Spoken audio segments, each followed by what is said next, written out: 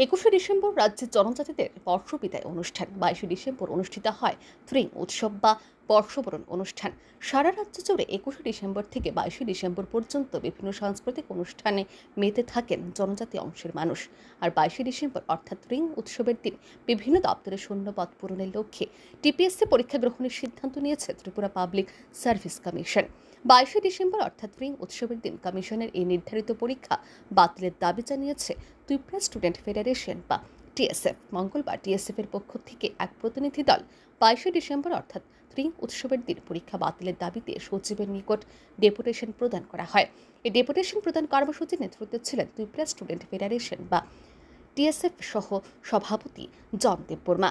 এদিন এই ডেপুটেশন প্রদান প্রসঙ্গে জন দেববর্মা জানান, টিপিএসসি কর্তৃপক্ষের জানা উচিত 22শে ডিসেম্বর জনজাতিদের বর্ষবরণ উৎসব। সকল অংশের জনজাতিরা এই উৎসবে সামিল হয়ে থাকেন, তাই দুর্গাপূজা, ঈদ বা লক্ষ্মী পূজার মতো এদিনেও কোনো পরীক্ষার দিন ধার্য করা উচিত নয়। এই বিষয়টি নিয়ে টিপিএসসি সচিবের নিকট ডেপুটেশন মিলিত হয়েছেন বলে জানান তিনি। আজকে আমি টিপিএসসি সেক্রেটারির সঙ্গে কথা করবো। এর আগে 22 তারিখ একটা मिसलिनियस पोस्ट एग्जाम আছে।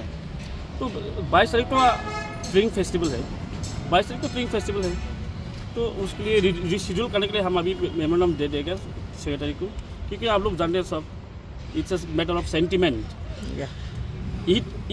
ईद में एग्ज़ाम करने से क्या होगा, दुर्गा पूजा में एग्ज़ाम करने से क्या होगा, लक्ष्मी पूजा में एग्ज़ाम कार्ड देने से क्या होगा, तो एक सेंटिमेंट हार्ट करेगा ना। तो ट्रिंग एक त्रिपुरा इरा है BC, and it's across the state, it is widely observed, it is celebrated. So on the day during festival ऐसे exam करने से तो it's a matter of disrespect. So TPSC should know, understand that. So we want to talk to the secretary of TPSC and we'll submit him the memorandum. We'll see after that. প্রসঙ্গত উল্লেখ্য যে থ্রিং উৎসব উপলক্ষে ADC প্রশাসন 22শে December ছুটি ঘোষণা করেছে। এই দিনে টিপিএসসি পরীক্ষার দিন নির্ধারিত হওয়ায় বিভিন্ন মহলে তীব্র প্রতিক্রিয়া সৃষ্টি হয়েছে। Bureau report, RE news.